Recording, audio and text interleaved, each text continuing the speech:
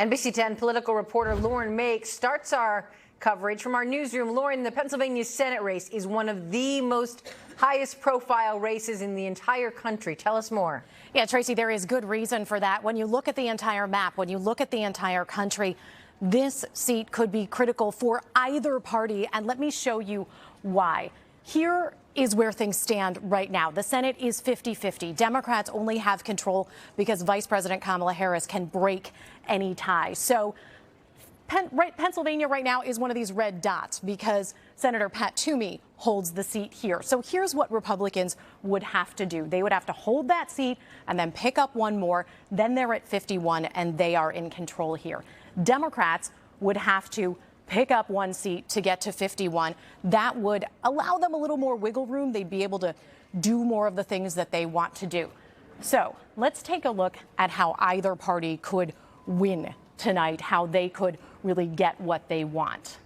When you take a look at the really competitive races across the country, this is what Republicans would have to do. They would have to hold on to Pennsylvania and hold on to Wisconsin, which they have right now, and then pick up one of these other seats. That would be New Hampshire, Georgia, Nevada, or Arizona out west. They'd need to pick up one of these light red seats. And then what Democrats would have to do for them to win tonight, they would have to hold on to those seats that we just talked about because they are all in dark blue right now. Then they would need to either pick up Wisconsin or Pennsylvania. That brings us back to Pennsylvania. It is such an important state. And it is also a swing state. It's gone back and forth. It was won by President Obama. It was won by President Trump. It was won by President Biden. And there are already legal challenges happening in Pennsylvania right now. And I talked to a legal expert today about what could happen now if those continue and how that could impact when we get final results. If the margin from the count is small enough that this legal question about undated ballots could swing the difference, that could take weeks or even months. As it happens, technically, there's already a case in the Pennsylvania Supreme Court that could be appealed to the U.S. Supreme Court. That would take a matter of weeks, probably not more than a month. So our area, particularly the Lehigh Valley and South Jersey, could also be very important when it comes to control of the House. And we're going to take a look at that when I come back at 5 o'clock. For now, we'll throw things back to you. Live in the newsroom, I'm Lauren Make, NBC 10 News. All right, Lauren, thanks for laying it all out. As Lauren just showed us, Pennsylvania voters could determine the balance of power in the U.S. Senate. They're choosing between Democrat Lieutenant Governor John Fetterman and Republican Dr. Mehmet Oz. We have reporters with both camps on this election day. With John Fetterman's camp, which is holding a rally tonight in Pittsburgh, NBC 10's Johnny Archer is there.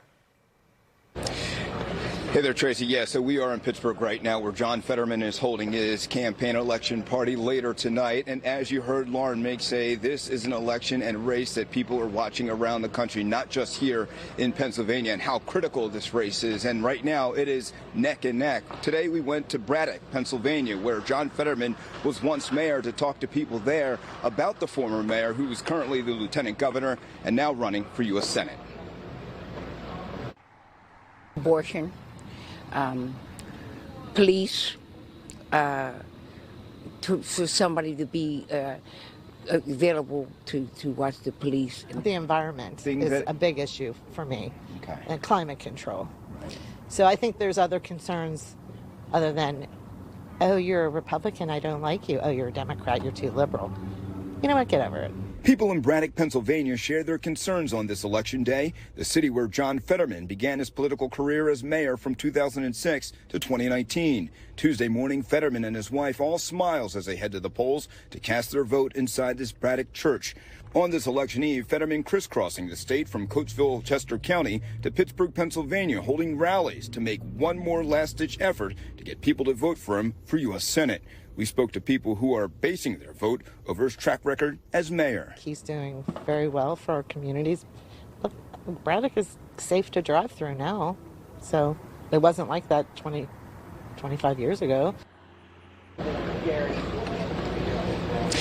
So the people that we spoke to today in Braddock, Pennsylvania, say that they don't believe that John Fetterman's stroke back in May is a concern for them, and that's something that Fetterman and his doctors have also said, that he is able to go to work as a senator and has no restrictions. But later tonight, we'll start to find out if the rest of Pennsylvanians agree with them as well. We're live in Pittsburgh. Johnny Archer, NBC 10 News. All right, Johnny, thanks for that. All right, from television host to Republican candidate for U.S. Senate, this is Fetterman's opponent. We're talking about Dr. Mehmet Oz. He hopes to represent Pennsylvania and Washington after tonight. NBC 10's Danny Freeman is with the Oz camp. He's joining us live from Newtown, Bucks County. Danny? Well, that's right. We're here at the Newtown Athletic Club. It's right here, and the campaign is getting set up inside. The media will be let in a little less than 30 minutes or so. Now, you might remember, this is the exact same spot where Dr. Oz had his primary night election party all the way back in May. That race took several weeks to finally get an official result. Folks here hoping it doesn't take that long. But, of course, that brings us to today. Take a look at this video from earlier this morning. This is going to be video of Dr. Oz voting in Bryn Athyn. Now, in brief remarks, he told us that he was proud of the campaign he ran.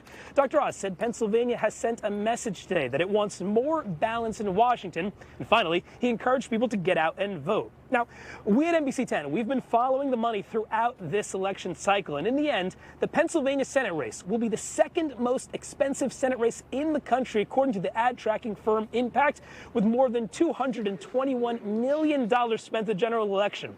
Now, outside spending and super PACs brought in the most ad dollars by far. In the end, the Oz campaign spent about $30 million getting his message out.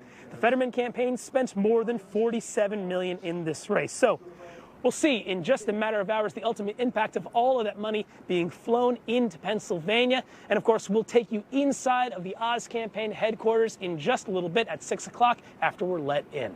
For now, live in Newtown, Bucks County, Danny Freeman, NBC 10 News.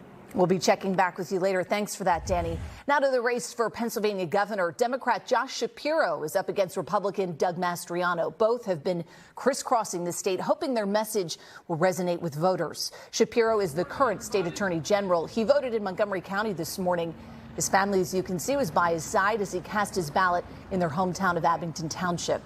Shapiro's rival, State Senator Doug Mastriano, posted this video on Twitter that he says shows him scanning his ballot today. Mastriano did not say where he voted in Pennsylvania. Coming up at 5 o'clock this afternoon, we'll have live reports taking a closer look at the race for Pennsylvania governor from both candidates' Election Night headquarters. NBC 10's Aaron Baskerville is with Josh Shapiro in Oaks. NBC 10's Brian Sheehan is covering Doug Mastriano's campaign in Camp Hill. Voters have been lining up at Philadelphia City Hall to fix the mistakes they made on their mail-in ballots. Yeah, we started talking about this yesterday, and we know it's been going on since the weekend. Yeah. NBC 10 investigative reporter Claudia Vargas, she's been tracking this for us. She's also been checking in with the district attorney's election task force. They monitor complaints of voter intimidation. Claudia, what are you hearing so far? Rosemary, well, so far, so good. We were at the district attorney's election task force headquarters earlier today, and there was really not much activity there. The same was the case across the street in City Hall, where people were trying to cure their ballots. The news there is generally good for those of us who believe in a free, fair, and final election. District Attorney Larry Krasner spoke earlier today from his office's Election Task Force Center. The crew of about 40 lawyers and a dozen detectives have been fielding phone calls about any alleged impropriety at the polls. Calls are not alleging the more serious issues. For the most part, what we've had are reports of electioneering, meaning people campaigning in places where they may or may not be allowed to. Other complaints included taking down of campaign signs. Across the street in City Hall, the lines today were much shorter than yesterday for people wanting to fix or cure their ballot. Not long at all, 10 minutes. Not long, like maybe 5 minutes. Voters who made a mistake on their mail-in ballot were allowed to go to the Board of Elections to fix it. I forgot the date. Well, I put the date, but I had it wrong. Brent Dabb says he wanted to make sure his vote was counted. My vote might be the vote. Throw it over the edge, you know? City Commissioner Chairwoman Lisa Deely says about 250 people cured their ballots yesterday, and so far today, 100 people have done so. Voters in Philadelphia and the people that administer elections, they deserve clarity. And folks have until 7:30 tonight to go to City Hall to cure their ballots. But officials say don't wait till the last minute. And instead of heading to City Hall, you can also go to your local polling place and ask for a provisional ballot. In Center City, Claudia Vargas, NBC 10 News.